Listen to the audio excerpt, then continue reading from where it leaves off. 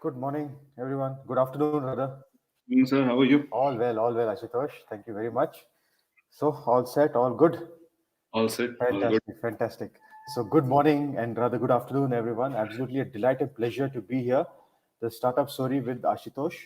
And what really matters for us is that we try to give as much insights and resources to the ecosystem of founders and entrepreneurs. So, Ashutosh, what I would request you is first, thank you for taking the time out on a Sunday morning. You're a family man, you're a entrepreneur with two startups, etc., etc. But thank you for preparing also. You prepare very well. Thank And you. Thank you. maybe you can just give a very crisp overview of the previous episodes, what we have been talking about for the founders, and then we kick in immediately with the financial planning episode that is for today. All right? Thank Sure, you. sure. Perfect. All right. So good afternoon, everyone. Thank you, Vijetha, for this lovely session, and thank you, Vidphone, for hosting this up for us. So what we have discussed so far, we've gone through the startup journey, right? We went through my own journey, and then we picked up a couple of startups, sample cases, both in B2B and B2C space, and then we started with the overall, like how a startup should prepare when they're starting up.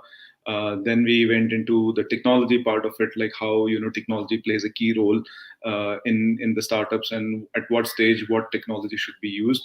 And then we talked about a very key aspect of it, which was sales and marketing. We covered how sales is different from marketing, and how the sales pitches are done, and how marketing is prepared based on all the research that is done. And then we covered the conflict resolution, which was also an important point that it's very less talked about. We got into HR, we got into teams. We discussed the importance of teams at various levels. How when we are starting a bootstrap, then what should be the team structure like, and then how the team is starting to grow. What needs to be done? How policies, HR, patents, all these things are important.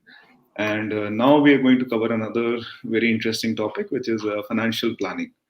In my experience, when we talk to startups, and then when we talk about like what is your future plan, what is your projections, they have these vague numbers, right? They have they some understanding of how the planning should be done, but we don't see a very concrete plan. We don't see something which is set in terms of like documentation and what needs to be done. And sometimes it also happens that when we're talking about like investments, we say what's your term sheet like and what's your projections like, and then they have no idea. So I just wanted to put a little bit of brief about how it needs to be done. Obviously, you need to get like a professional help at some point as well, where you are reaching out to an accountant, and then you have an accountant, because they not only just help in like balance sheet and stuff, they also help in like taxes and other things which are also required. But this is just I'm just going to start with the presentation itself. So this is just like a brief of what is required. And when so we'll the structure of today's meeting would be, we'll talk a little bit more about what are like finances, different types of finances. Then we'll go into some of the excels that I also have, and I'm happy to share with anyone who wants to look at them. I've shared it with some of the founders in our founders feed as well, and I'm more than happy to share that with everyone. So then we'll talk about like what uh, you know uh, for a investment purpose, what are the things that are required, and we'll go from there. So just to start off, the kickoff, my favorite thing is, I tell people, you give me two different financial plans. One is your personal finances, and one is for your startups, right? A lot of times what happens is that when startups are preparing a financial plan, they forget that not every amount that they have for their disposal is for the startup. There has to be a balance between what your personal finances are versus what are the finance or what is the amount of money that you can keep reserved for the startup that you're running. And towards that end, the first thing that I want to mention is that the personal finances, your personal finance or your co-founder's personal finance does not mean financial models, right? You have to always have a check and balance in place where you're not going overboard with whatever your own personal requirements are, whatever your own needs are. And then a lot of times I hear founders say, I'm bleeding, right? I'm not able to keep up. And that should not happen, right? So for instance, if you're starting up and then the only capital that you can spend is, let's say, 10 lakhs, so then you should prepare for 10 lakhs, right? And then you should be ready to know that if once you spend that 10 lakhs and there is no other income coming in, then what needs to be done. And this should be set in stone. So that means that just create an Excel, and I'll share one Excel which is a little more detailed than what is required, but I'll share that Excel where people can put the personal finances. And then if you are not comfortable with Excel, you want to use something else, there is QuickBooks, which is more or less free, that can be used. And I'll also share some other tools that can be used to create like personal finances, and then how do you maintain and manage the personal finances. Like I said, when you're making a personal finance sheet, the runway that you need for your startup, it needs to be kept separately. Whatever it is, whether it's 5 lakhs, 10 lakhs, $1,000, $2,000, whatever it is, you keep it separate. You don't go overboard with that. What can be done is, if you know that you're saving this much money per month, and then if let's say you're working somewhere and then you're trying to manage it halfway through the startup and halfway through your work, so then there is a bit of knowledge on how much money per month can be saved and how much money per year can be saved. So keep that in mind. It could be recurring, but more or less it's always like a fixed amount that is kept for the runway. And what I also suggest is, for your own personal needs, keep a separate finance savings account. Maintain and manage a personal savings account, or an account which you are not ready to touch, whether it's a recurring deposit, whatever it is, but an account that you're not ready to touch and break, right? It's very important, and it will be, I'll be lying if I can say that this is not important enough. Right? So then, when we have to make a financial plan, we have kept the personal finances, separate, and then now we have to make a financial plan. So where do we start? What is the first step? The first step is always understanding what is the plan of the company, what are the goals. So if let's say we'll go back to our drone example. We've been using that example for through and through, so we'll just keep it with that. So for a drone, let's say we have to make a drone which will do surveillance in certain area. What are the key things that are required? So there is people cost, right? Then there is also hardware cost in terms of buying drones and then testing and all that. There is an infrastructure cost, right? And obviously, you have to meet customers. I know with COVID, it's been reduced a little bit, but still there, right? Sometimes we do have to go to a client location and talk to them, especially when you have to do a demo. So there'll be traveling involved, and obviously there'll be some marketing which is involved. So there's like different expenditures which are there, and all these expenditures are in line with the company's goals or objectives. So if we are making a drone, we have an idea that there is this much amount of development. Let's say it's a 6 months of development cycle that is required, 2 months of testing cycle which is required. So that is eight months of time where some development is happening. And obviously, once the 6 months of development is done and then 2 months of testing is there, that's when you start the marketing and other things, right? So there is like a vision in hand. You don't have to hire a sales guy on day zero. You have to hire the sales guy only after the development part is done and then the testing part starts. So there is like a time gap between when a developer has to be hired versus a marketing or a salesperson has to be hired. Similarly, there's a time gap between when you'd start promoting it on social media and everywhere else, and then Google AdWords and stuff like that, and also start moving out. So this is very important. This is where we say that the financial plan has to be in line with the company goals.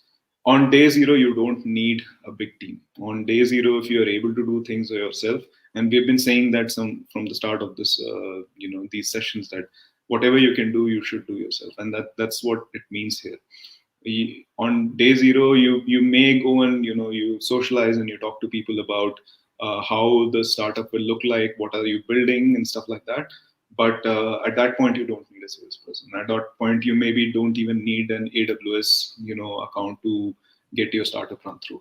All you need is some developer, or yourself for that matter, who can do this coding, who can build this product. And if you're not doing a technology product, then whatever we are doing, then it needs to be generalized and centralized at that point. And then we decide where we have to go and start the marketing, when the marketing has to start. That's when you hire, like a month before that. That's when you start looking, and then you hire a person who is into sales, who's into marketing, and then you get into that. Right? So the vision should always be when the project is moving live, and then the calculation of financial plan should be done according to that. And the plan should never be a best case scenario. It should always be the worst case scenario. That's when you will plan for contingency. That means that if we feel that this drone development will take 6 months, we should keep like a buffer of 1 more month. So we should keep that. It could, and anything would happen. COVID could happen. You can fall sick. Something else can happen. So a lot of things that can happen day to day. It's not like today is the same as tomorrow or day after. Right? So it's very important that we keep in mind that the development should always be done with a rainy day scenario, the worst case possible, and then we move on with that. If we are able to do it before that, great. We adjust the plan accordingly, but we do it according to that. And then the third thing is we should know what our metrics are. The metrics for a B2B company are very different from metrics for a certain B2C company. In a B2C company, for instance, the sales cycle is smaller. It's not very easy, but it's easier to acquire customers. But then it's easier to hold them. It's harder to hold them back. If first month you're getting 2,000 customers, it is very hard to make sure that the 2,000 stick for the next month if they're paying customers, or maybe 1,000 will stick and 1,000 will go.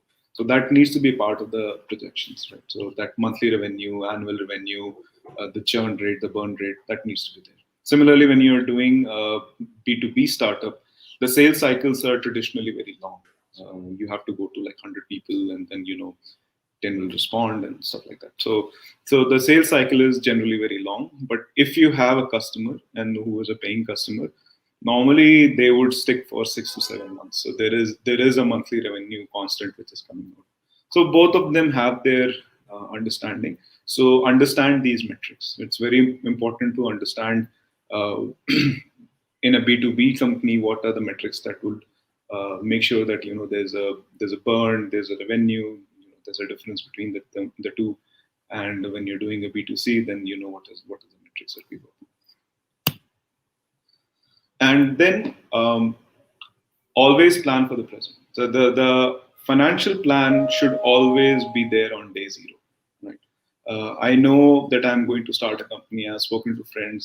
There's been like a napkin plan, whatever it is, and then when we start formalizing it, when we start putting dates to the objectives, that this is when the first MVP should be out, or this is when the first development should be out. This is when we go and start talking to people.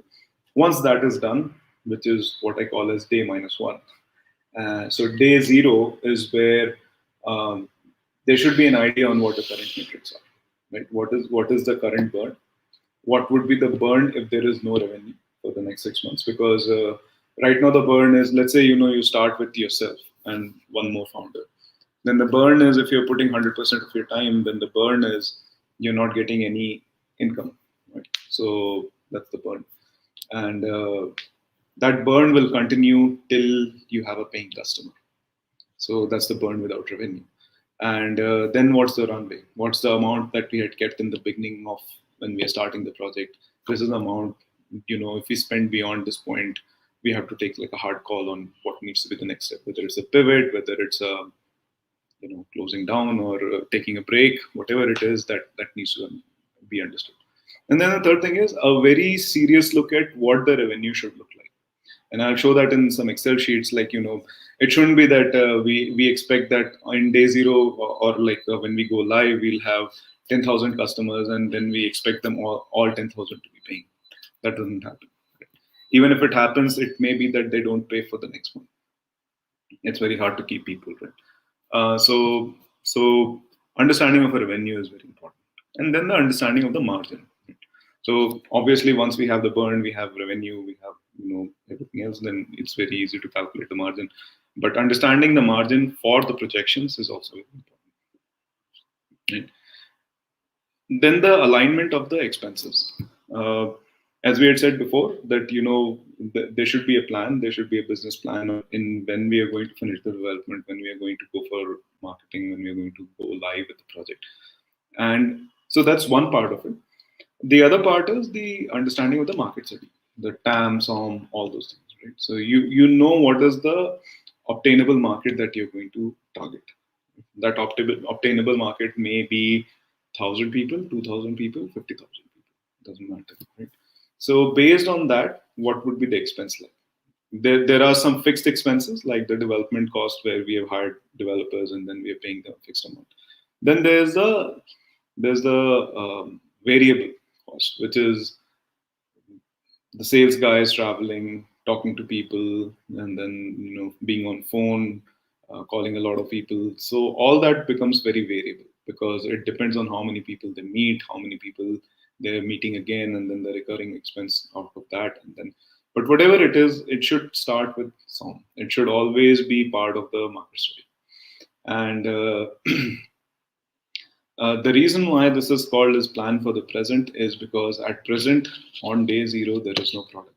So the only thing that we can make so far is a plan till the product goes live, right?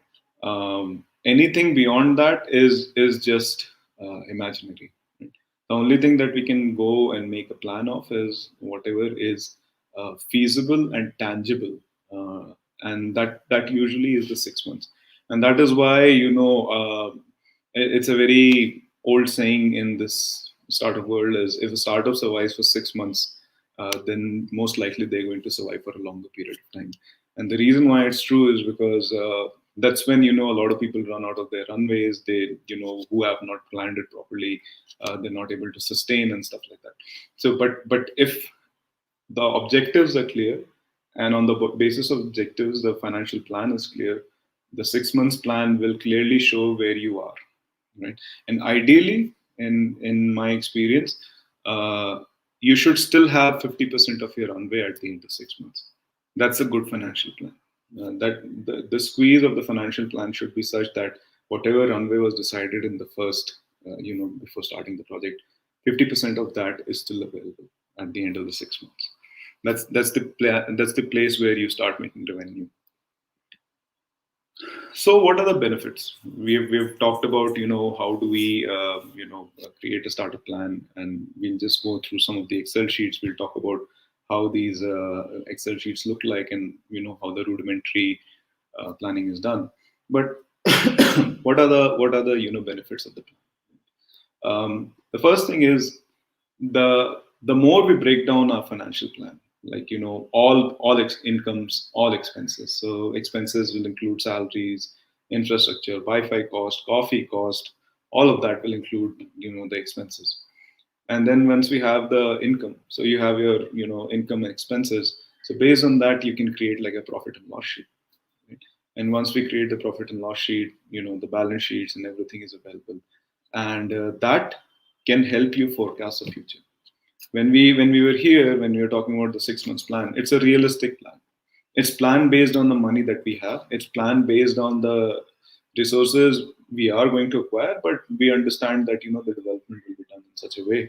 And then so here for the present, when we talk about, it's a very realistic plan. But once we are in a cycle where we are progressing, and then the 6 months are about to be reached, the product is about to go into the market, that's when we can create things like balance sheets and P&Ls.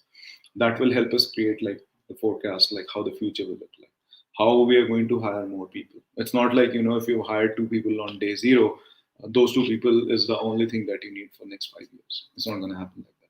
You're eventually going to need more senior people. You're going to need like other side of people. Then the hierarchy starts setting in. If you remember, if we remember the teams presentation that we did, we talked about like how we grow in the growth stage. The teams start to have a hierarchy. So once you have that, you'll have more people, and then their expenses will be different, their salary structures will be different. So all that comes in as part of the forecasting, based on how the expense sheet look like. And one thing that I don't see founders do is, when we look at their expense sheets, it's always the projected numbers. It's the how they'll do in the next 5 years, but they don't update how they have done so far, right? I don't want to see the updated numbers right now and then the future numbers. That doesn't work, right? When you want to give it to an investor, you show them what the projections of the financial plan looks like and what are the actuals. That gives a very good understanding to the investor in terms of how well we understand our startup, how well we understand our future plan. So let's say if we are projected that in March 2021 we'll be making 1 million, right? But the actual is that because of COVID and other things, we're making like close to 100,000. Right? There is no shame in hiding that. There is no shame in telling the person that there is something, and then you put a star mark and say this is the reason why it was not achieved, right? That transparency is very important to the investor. And then the investor knows that the numbers that they're seeing have some meaning. It is not that on you've created the financial plan only before meeting the investor. Those numbers don't make sense, right? Those numbers are based on only half actuals and half projections. That doesn't really make sense, right? And that is the part where I was saying that we should know our limits. We should know where the startup plan becomes different from the projection plan becomes different from the actual plan. So we should know where those limits are, right? And it also, in terms of limit, it also means that if we have to make the call for a pivot, if we have to make a call for, hey, you know what, we developed this, but there's no sales happening, there's no marketing happening, we should maybe pivot. We should maybe do something else. So those are the limits that we need to understand. There is no sense in being hard-headed about this is the way to go, this is what is going to work for me. Maybe it's not. Right? And that those are the limits that we get to know when we talk about financial. So finally, these are some of the resources. So there are some accounting softwares available. If we are not comfortable with Excel, there are like templates and sheets available. Free Agent is one of them. Most of these are paid. It's very hard to find open source tools. There is like Bean Accounting, which is an open source tool, but believe me, it's a hard thing to get it started up, especially if you're not a developer. So these tools are as good as any. So Free Agent is a good tool, Startup Runway is a good tool, and my favorite is Finmark.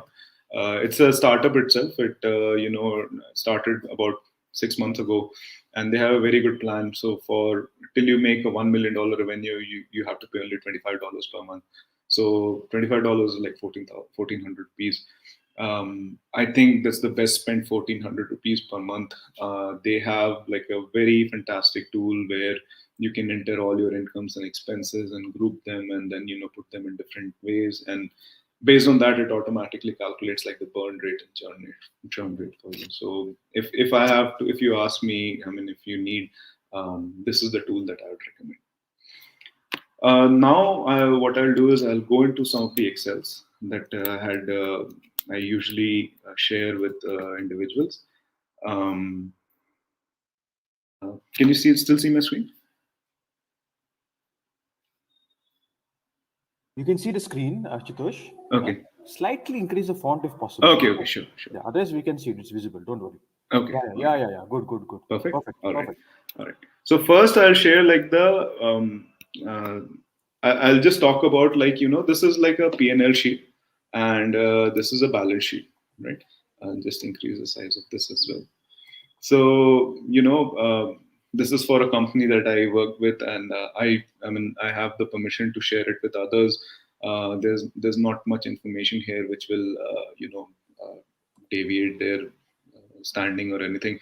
and I've shared it with the startups in our group also. So basically, it's a balance sheet, right? So balance sheet holds few things, and this is where when you're preparing a balance sheet, it's always good to go to an accountant and talk to them about it. Or if you're using it in a tool like Finmark, and also they'll give you all this very well as well. So we can talk about that, right? So basically we talk about like what is the shared capital, and then what is the reserves and everything else. And then we go into the liabilities. If we have taken a loan, if we are from friends and family, from your own, basically your own money should also go as loan, because you put in that money, right? With the expectation that you're not taking any salary right now, but maybe once the company starts doing better, you'll take the salary back. Of course, this money will not come back as a loan amount, but at least there is some leeway into that. So that also comes as like short-term borrowing, right? So if we are doing business with other enterprises, what are the other things that need to keep in hand. If there's outstanding because people have not paid, and then there's a like credit on that, so we put that as well. So the liabilities always comes first. For some reason, it's always good to put the liabilities first. And the reason for that is that when we start a company, there'll be a certain amount of time before we go break even. So till that point, it's good to know about the liabilities. Those are the things that will keep on piling up. Right? Then we go into the assets. So assets are like non-current and current. So in which we have like your tangibles and intangible assets, and then if we have taken some kind of loan or anything else, so or we are getting some advances on that loans. So then we talk about that, and then there is the current assets are basically the money that we receive, right? So this is for the audience. This is predominantly an Indian way of doing taxes, right? The uh, the other places, at least when I've talked about like US and Australia, it's slightly different. It's slightly more in terms of like how the current expenses look like, and we'll go into that as well. So like they want to see like specific numbers, and in terms of like how salaries is a liability, how infrastructure is a liability, so they like to see that. But in terms of the Indian scenario, this is what is the most prevalent one, which is seen by others as well. So this is the structure, and usually I would hardly like always recommend going to an accountant or a CA to get this thing done. Similarly, we have profit and loss numbers. So profit and loss numbers will always have like income and expenses. The things to take care of here is these things: profit before tax, what is your tax expenses, and then P&L, which is calculated after the taxes are paid and everything is done, and then the final thing is the equity.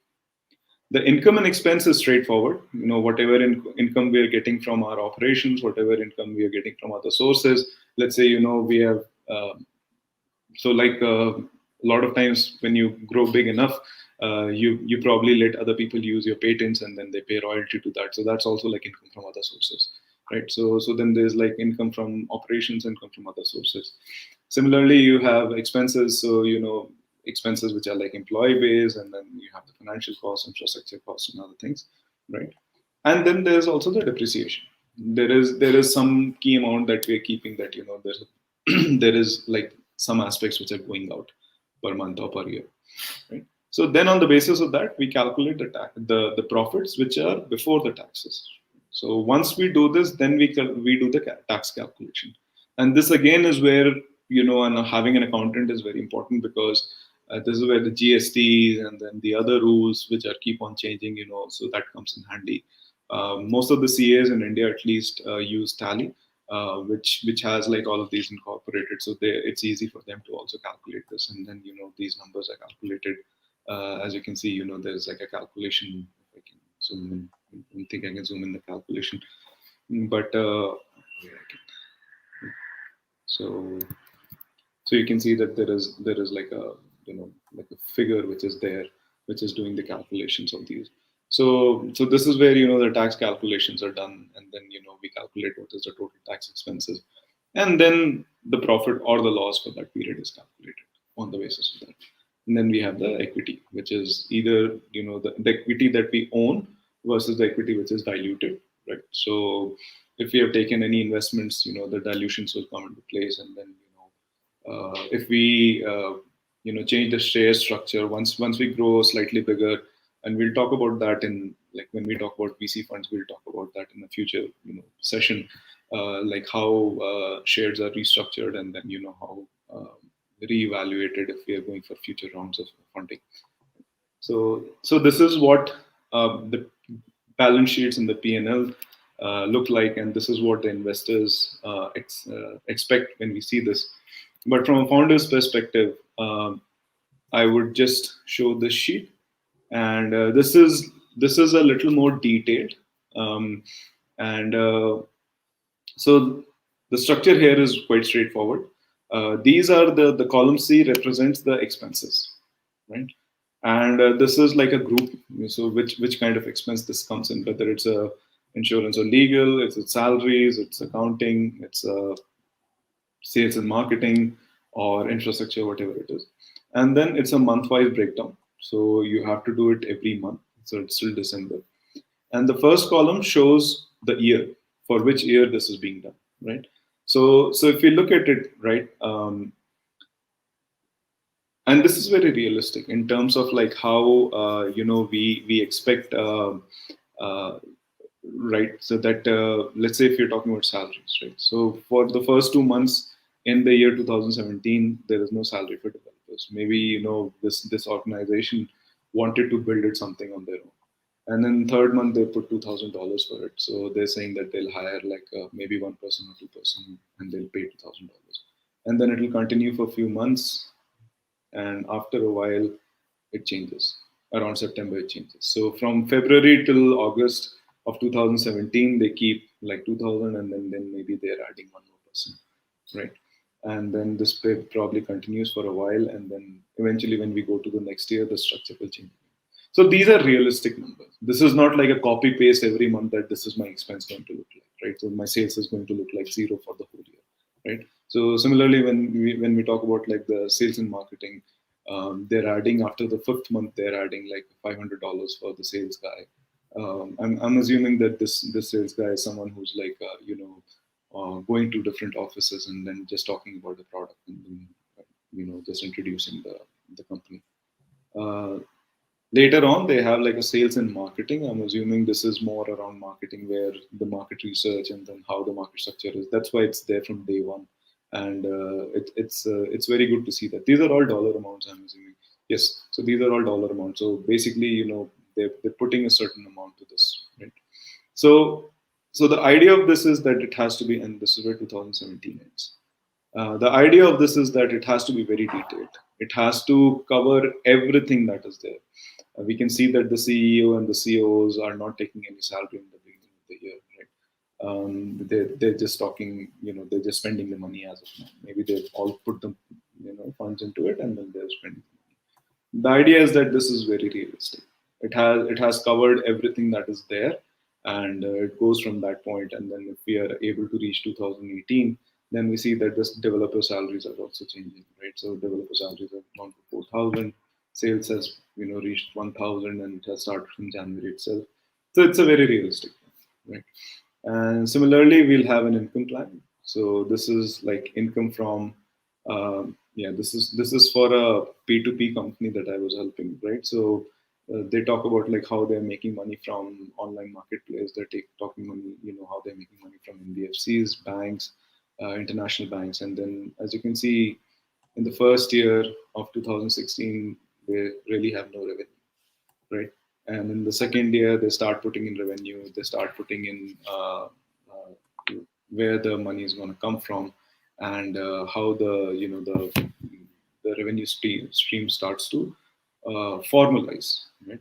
And again, very realistic numbers. Some of it is, this is all like projected, right? Then when we come here, this is like a summary of what we talked about. They've summed it up for year over year, like how over years this will look like. But when we talk about projections, and this is the projection. This is in line with the summary sheet, right? This is the summary sheet. This is a projection. What is interesting over here is this table is the one that we had seen from the calculations, but this table is the one which is reals, right? So what is the real revenue that they have gotten so far, correct? So till 2021, so this is what they have so far in the real sense. So this metric is very important. This helps, like if I'm an investor, right? I mean, they were expecting to make 7 lakh in the first year, and then they made about close to 12 lakhs, right? So this is a good metric for me. This makes me understand that there was a projection in place, and there were real numbers which were put in to see if the projections follow, if the real numbers, the reality of it worked, right? So for a growing startup, this is very important. For a growing startup, it kind of gives us the view that as an investor and as for yourself also, that whether the company is going in the right direction. So always have a balance between what was projected and what was real, right? And we'll go into one more sheet, not this one. Yeah, so we'll go into this sheet. This is more about, I'll just maximize it.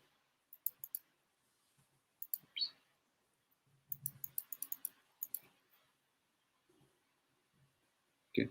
So this is a very detailed sheet on personal plan, personal finances, personal projections. These are all made up numbers, but this is a sheet I can also share with people. So here we add like family members who we are doing like payments for. It's slightly US based, but it works in the same way, right? And then we add accounts, whatever accounts are there for that user. Um, and then similarly we add like incomes uh, of the user.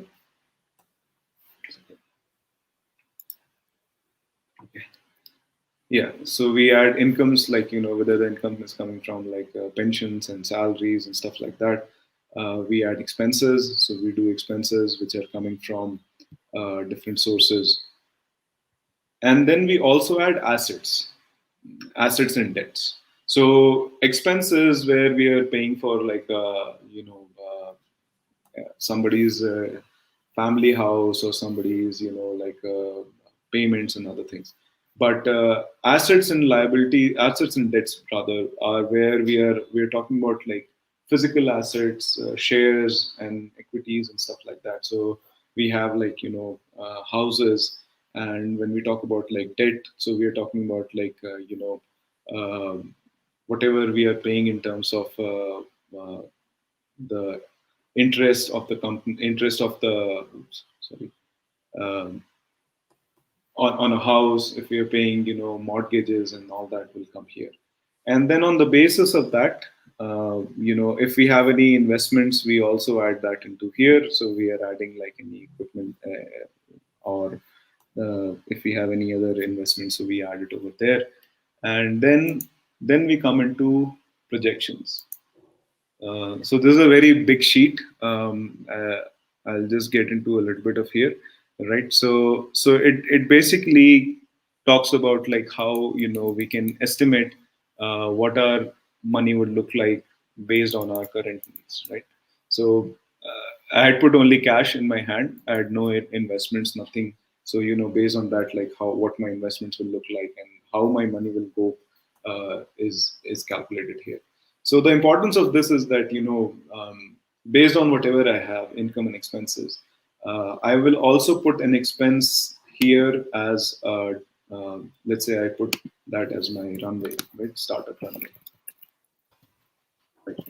And then once I do this, then when I go back to my current projections, based on this, I can see how much money I'll be spending and how much I'll be left with.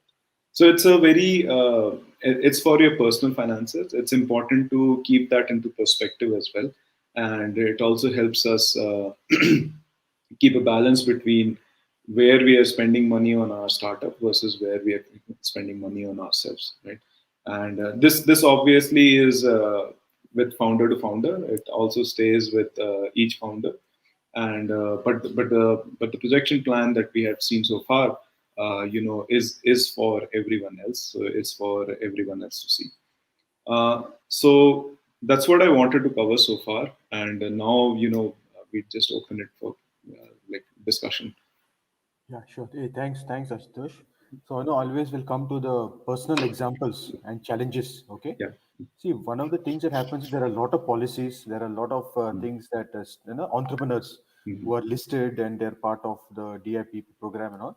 Mm-hmm. And sometimes you're also there are some new policies that have come out that in case you want to invest your personal finances into your company Mm-hmm. by selling some of your assets. So there are a lot of things that are going on around policies changes, etc., etc. Yeah. So is there something that one can smartly and innovatively use without breaking the law and without doing something crazy? Okay, because you've got to be careful. Saving for a rainy day is not just about corporate employees. I Mm-hmm. think even startup founders need to be extremely cautious with how they're facing up to their life. You can't be too overtly optimistic, especially in these times. Mm-hmm. So some thoughts on that, Ashitosh? Is there something that you can give? Yeah, I mean, I'm really glad that you asked this because, from my point of view, running a startup is a big mindset change, right? Now I'll just give my example. So I'm running two startups. Both of them are, above break even. We are making money, right? But that doesn't mean that I started taking crazy salaries for myself. So it meant that I was still taking enough money that was enough for me to survive, and then the rest was kept in a pool of funds, right? And this was just like a savings philosophy that I had in mind, which really helped us because when COVID struck and we were not making any money, and then we were not getting money from the vendors and our clients for 4 months. So that saved money that we had was what came in handy. We didn't have to burn the money from our pockets, right? So one thing that I would say is that the policies will change, right? It's always good to keep an accountant who is keeping you up to date on the policies and how the investment should be like.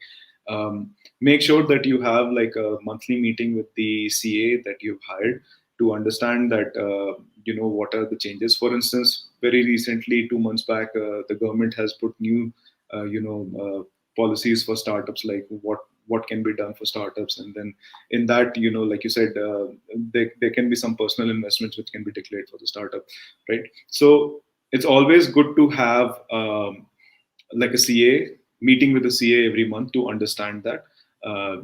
Just to understand your usual balances also, and just to understand like what are the new policies that can be taken into consideration.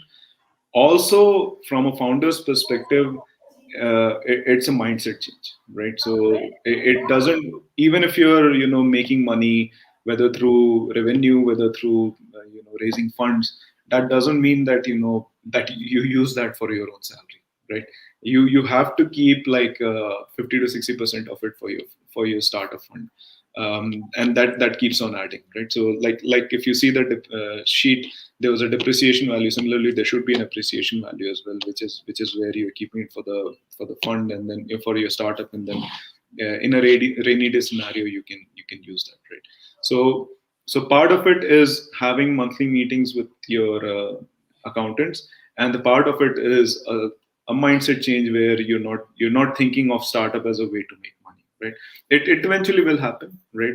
Nobody says that it won't happen, but for the first 3 to 5 years, the focus should be that give it to the startup as much as possible, right? That's your baby, that's your company that you want to invest into that. Very interesting, and thank you for that, Ashutosh.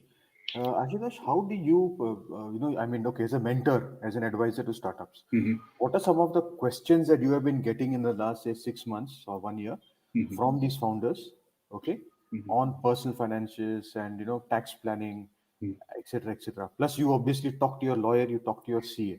Hmm. Are there some thought processes that are coming out which are different, which are again within the law? Obviously, everything is within the law.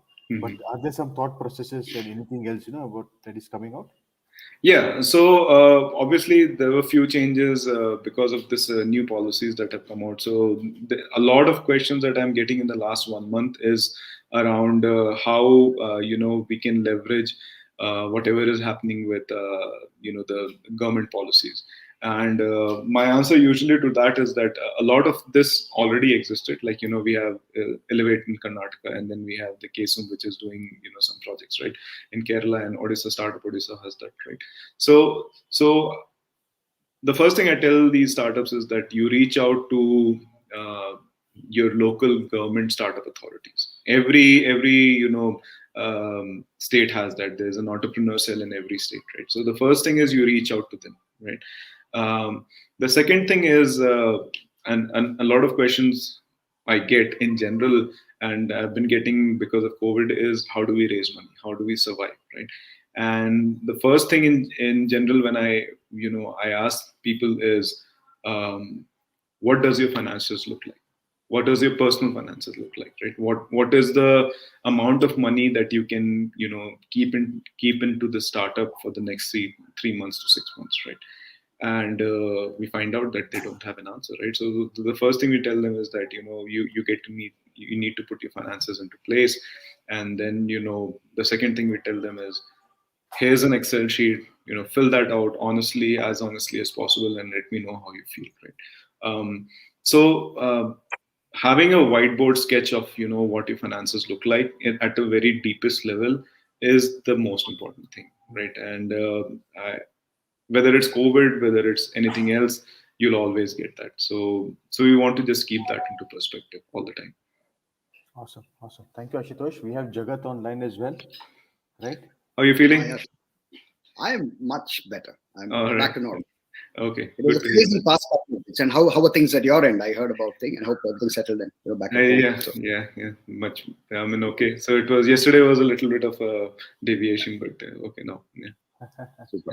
I think that's the main thing, right? As I said, the Yes. contingency fund. Now, Contingency. Yeah. that's the biggest X factor in businesses and for all of us, right? Yeah. Yeah. If everything goes per the plan, then life's very nice. But it never happens. Never happens. So, Yes. yeah. So I think expecting the unexpected is a big art. And Yeah. to be able to foresee those things, I think are Yeah. very interesting. Yeah. Yeah. It's very useful, Ashutosh, I must say. I mean, what a fantastic, series. This also so insightful, right? Like I think even the depth of all the excels, very very useful stuff. Yeah, love to kind of understand, more on this sometime with you. But a couple of things I also thought, right? One is how does this X factor, and that's a big thing. Like COVID is the biggest X factor, right? Right. For I think startups who raised money also towards the end of say 2019, and then 2020 this happened. So that whole 12 months I think was a huge thing. I think every startup learned that survival, Yes. how to kind of be, scrappy and kind of live, I guess. Yeah. Very interesting all these things. I mean, so you all practice all of this yourself? I mean, you make sure that everything is so organized. That's really good. Yeah. I did all of this myself, and I was very fortunate, right? So I mean, when I started investing in 2007, 2008, the first time somebody asked someone like, "What is a term sheet?" Even I was like, blank, and then started reading about it. Back then, there were not many resources as well, right? So I had to find it from someone, and then. Thankfully, I met someone. If you see that Excel sheet, there was a name called Mike. So I met Mike. He was very good with finances. So I sat down with him, and I first understood my own finances, and then I made the sheet with him. And I still follow this, right? So it has a lot of things. I'm happy to share that, right? So you can actually put like investments, and then it will do projections. What is the right way to invest and stuff like that, right? So happy to share that. So once we did that, and then as I met more startups, I started telling them about that, and then I started asking them what is your plan for the expenses for your own startup, right? And then they'll come up with these like blank strategies that salary is $200 or $300. I'm like, wait.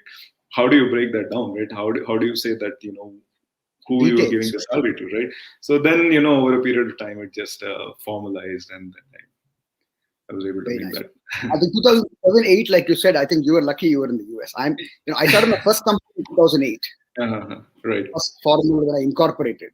2008. I was 22, 23, and we did really no term sheet. Trust me. And I really didn't know. 2008, we were not yet there. We understood startups and building tech and stuff like that, but we hadn't yet gotten to that stage of venture or angel and doing that. So that we had not yet explored. It was early days.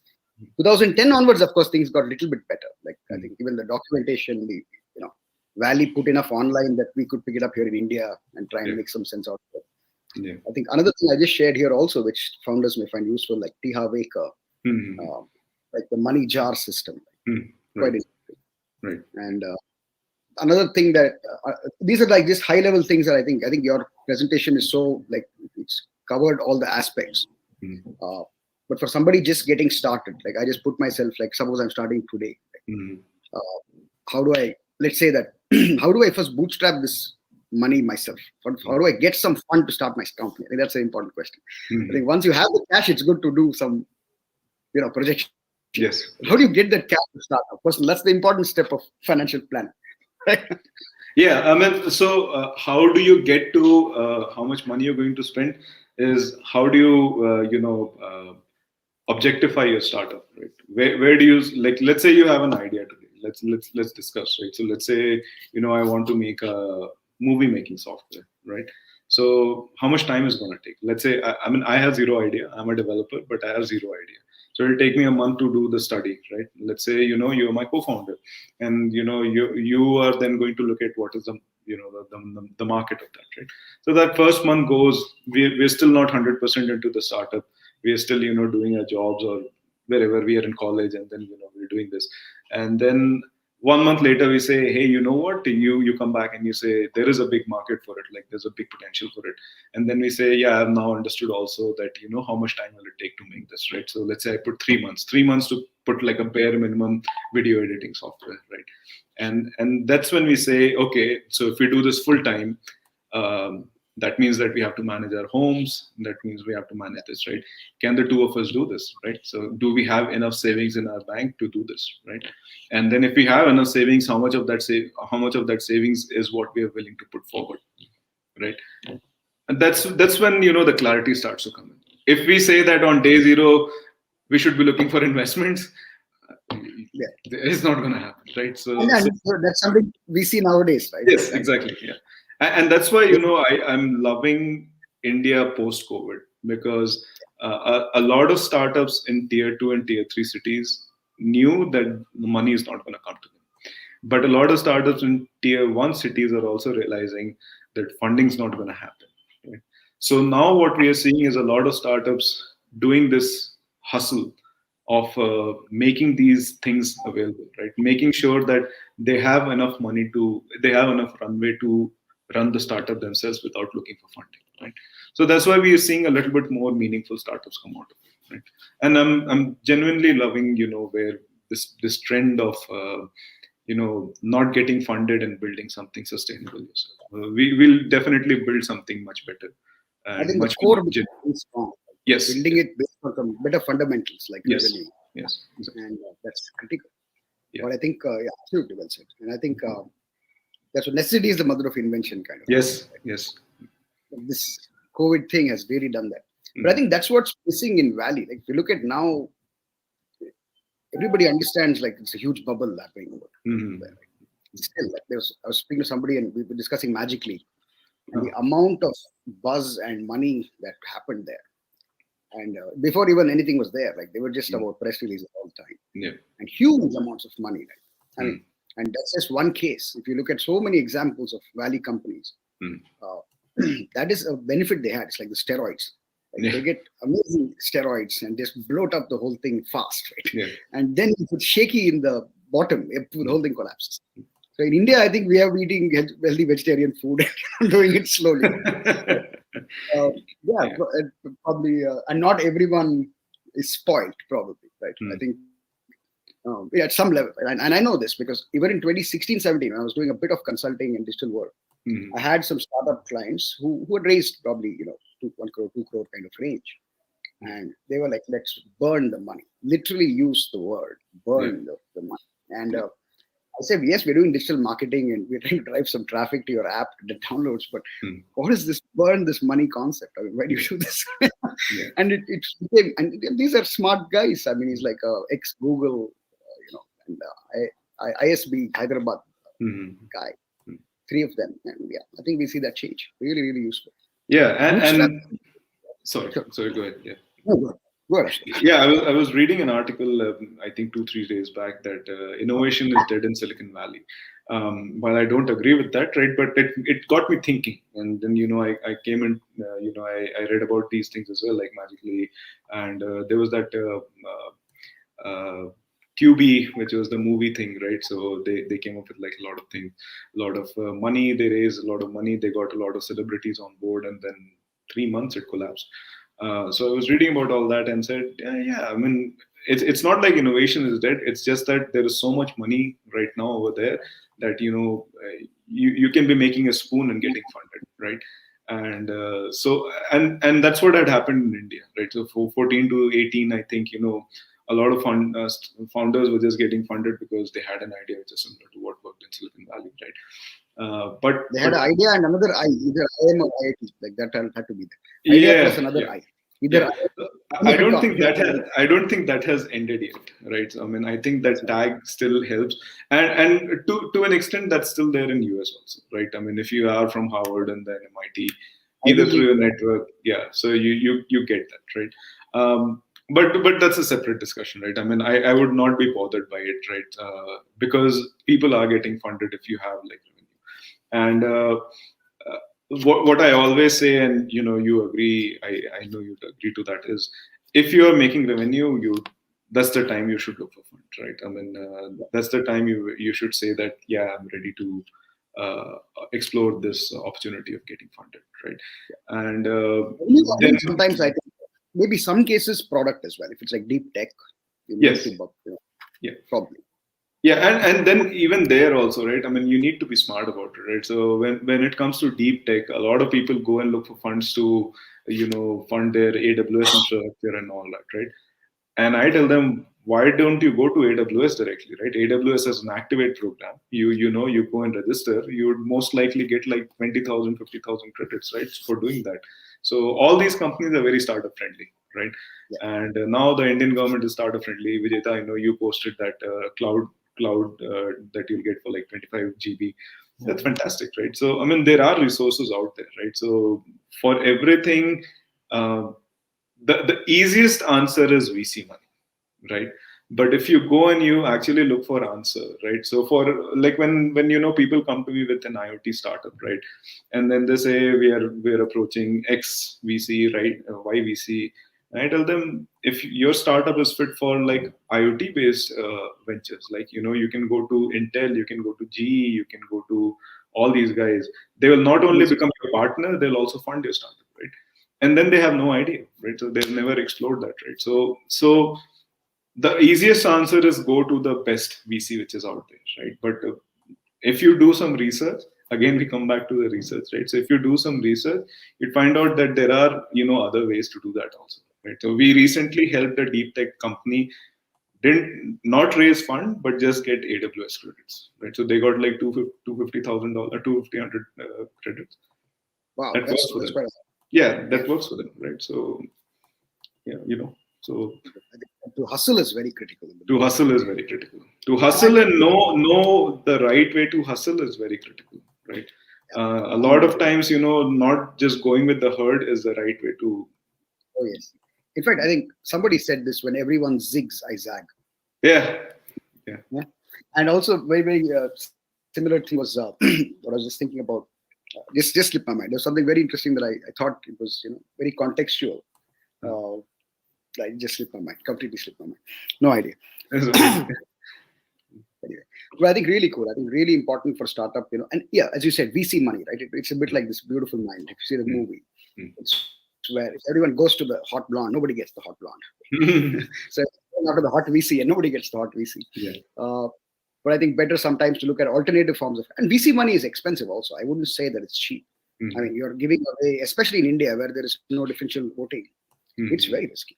In fact, I tell Vijetha this, and I tell like other friends also, because my dad's also a CS, company secretary, within Companies Act. So he's also like a figure in their industry. So I kind of bounce off some of these ideas, right?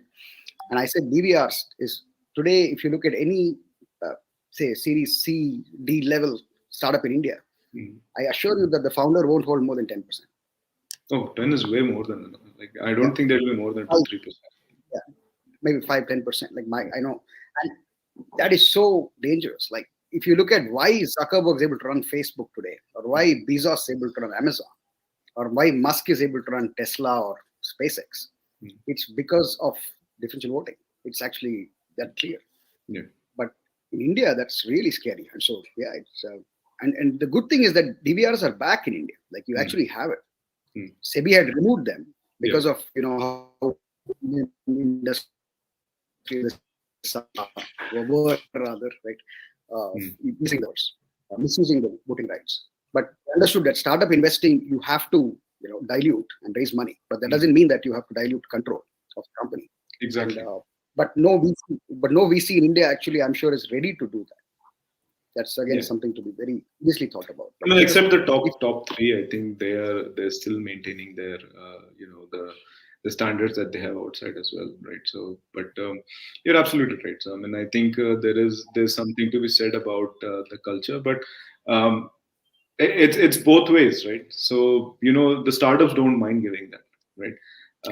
That's the the I'd say it's an instant gratification. Like when the money in your current account is really good yes, for a few days, few weeks, a few days at least, right? yeah. And next week things are back to like how it was 1 week before you did. Yeah. Nothing changes. Yeah. So it's the behavioral psychology of India that needs to change, right? So I mean, for instance, if you look at the big brands here, right, you know, the same thing in US, you'll get it for like 100 times cheaper, right? And even after like dollar conversion rate, and if you put the customs rate also, it's still so damn expensive. But it's still working in India. People are still buying, right? So that behavioral psychology, unless it changes, people will get away with it, right? So whether it's VCs or like angel investors, it will happen. But like I said, we are seeing that change, right? I mean, if we go and like Kerala and all, if you go and you talk to some of the people to raise money, and they look at you like, what is raising money, right? Can we do that? And because they're so used to like hustling that they've not thought of Danda. yeah, dhanda, right? So they made connections, they've walked in and they've done that, right? So same is true for other states as well. So I think it's going to come back, right? So COVID, I think, has been a boon for India, right? So when investments died down, but whoever still wanted to keep up, run the startup, they would have gone the right ways and then do the right things to get this, right? So I think it's going to come back to India. And then with the legal side as well, with SEBI and all supporting the startups, I'm very hopeful for the next 2 years This in India. decade, yes. This decade, hopefully, there should be a lot of business for financial planners. Yes, So that because yes, a lot of people are making a lot of money. yeah, it's a good startup idea. Yeah. Let's do it. Yeah. And see, and we have the platform sorted out, Yeah. right? Customer, you're the expert, and I video call you, and I'm talking, sharing the Excel. Business over. Right. I don't know. Anyway, yeah, but very, very interesting. Super. So we'll catch up this week sometime. I think, Yeah, sure. Ashut, I think thanks so much again, for the sessions and all the knowledge. We'll try and repackage this stuff this week. Mm-hmm. We'll distribute the content out. Mhm. We also, I think, can also share it. Vijetha also, we can share it more. Yeah. We'll do that. Mhm. Vijetha, thank you so much. Fantastic. I think this is the first of today, and then evening again, we're back with Startup Sunday. Startup Sunday, we have two very young, interesting founders at 5 o'clock, 5 to 6. And I think 17th episode of Startup Sunday, 16th or 17th. Wow. So it's so it's going to be busy. So Ashutosh, what can we expect next week? The next session for the founders. What are you going to prepare on? So following the trend, I think next we'll do pivots, like how Awesome. how pivoting, because the pivoting has become a taboo in India, right? Yeah. So people talk about pivoting, they feel, oh, you're pivoting, right? So but a lot, I don't know if you guys know, but Instagram is a pivot, right? So It is a pivot. Yeah, it is yes. a pivot. Big pivot. So Kevin was working on a financial idea actually with a friend of mine called. It was the Bourbon one, right? Yes. Was it yes. called Bourbon? Yeah. So and then there's a friend of mine, Brad, so who was with Kevin, and then Kevin asked him like, "Do you want to? I have this pivot that you want to work on." Brad said no, and then they went down building. $1 billion gone. Yeah, exactly. So yeah, so I mean, pivots are not bad, right? And you should know when to pivot, and then sometimes the pivot is the best thing to do.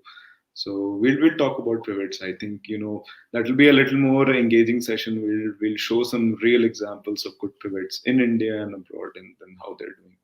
Right? Very, very interesting. I think Okay. even Yeah, I there are think a lot of pivots. Yeah? Even your big guys like Amazon and Flipkart, whatever, what they Yes. started with and what they're doing today, Mm. how they have identified the new business segments. There's a lot to learn. Yeah. Yeah. There's a lot to learn. I mean, what you keep saying, right, Ashutosh, about research work. Yes. So it's not about paying attention to competition, but you're Mm. paying attention to what are the potentials, Yeah. right? Potentials. Yeah. Yeah, the potential policy changes. You must know about it Yes. so that you can take advantage of it and also protect yourself. Yes. Yes. I mean, we are seeing the war that corporate India is fighting. The Amazon, Mm. Flipkart, Reliance, Walmart, and in between is your future group. Whatever it Mm. is, so many Right. things are going on. No, so many Yeah. things are going on. So many crazy stuff. So Mm. let's see. That's how the the world is. market also is evolving, I think, a lot, right? Yeah, the You Yes. look at market is how evolving. mature our market's getting now with Mm. Yeah, international companies really putting a yes, lot of money in, right? correct, correct. Mm. Mm. I think we're going to see a lot of like you'll find the next car icon coming out of India, right? Mm. It has to happen. Yeah, Yeah. You will have, because if you look at, I'm a Reliance shareholder, and Mm. if you look at how Reliance, for example, just generally, I mean, people, there will be a lot of activism investing happening, the Mm. activism investors, because our market now we're touching almost 50,000 Sensex. We're going to Mm. be at a lakh in 5 years, 6 years, Mm. and just imagine the kind of money that's going to be in the market. Yeah. Yeah. and I think another 8 or 10 IPOs are going to come out in the next few months Yeah. also. Mm. Zomato's and all these guys. These are all homegrown Indian companies, Mm. Mm. and they want to give the opportunity to list in India rather than going to Nasdaq or something else. So Right. Right. huge opportunities, and I Yeah. think Even even investors, like I was reading yesterday, day before, that traders, they're not able to make money because the businesses being traded on Sensex and NSE, are so boring. Yeah. They're like these tech startups, so we can make money. Like what happened, Robin? I mean, that's the other extreme. But So, but it's more it's the demand and supply again, right? Like startups are there to give you the products, but the real demand is from the investors. Is the traders who actually make the money and make the business, yeah. and they need like volatility, right? Like Mm. they need some. I think that's the big play also for tech, right? Yeah. Apart from just the tech companies doing revenue, etc., to kind of list. The second is that the traders need something interesting to do. And here we have so many tech startups. You start listing them, maybe a secondary exchange. They had this talk, right? I don't think they materialized much, like the startup exchange kind of thing.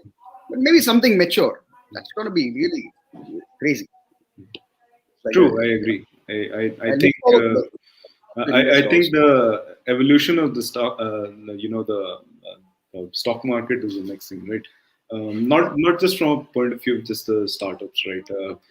The Indian ecosystem has always been very equity driven, right? But there's like a lot of other opportunities also, right? So we talk about gold and other things like gold loans we're doing, but we're not trading gold, right? So we're not like doing ETFs kind of stuff. yeah. So I think there's like a lot of opportunity there, and then as we evolve, as we grow, I think that's a milestone to get to 1 lakh, right? So Oh yes, I think it's going to be good. But see, very good. This thing about the gold trading. In fact, if you look at the MCX that was there, yes, the thing is that and the financial technologies company, right? I bought stock of financial technologies because I was so convinced with the MCX model, right? Mhm. And the guy was a scamster. Like, why can't these guys just be? yeah, That was big. You could do gold trading. It was a really nice spot yeah. exchange.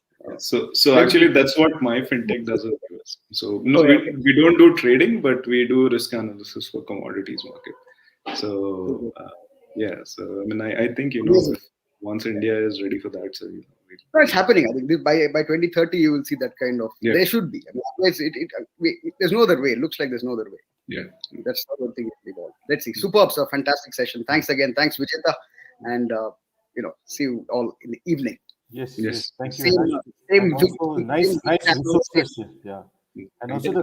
the Jagat and Ashutosh, nice resource sharing also. I Thank you. think Thank that's something, and let's keep the founders feed, the WhatsApp group also very active. you. Yeah. Let's keep sharing the resources, the blogs, the insights, whatever is going on. And Ashutosh, take care, man. It's 1:10 Sunday, Yeah. Mm. lunchtime, family time. Lunchtime. So Yes. have fun, guys. Take All care. right. Take care. Thank Cheers, you. cheers. Bye Bye. bye. Bye bye. Thank Have you. a good Thank you, day. everyone. Yeah. Bye. Bye. Cheers. Thank you. Cheers.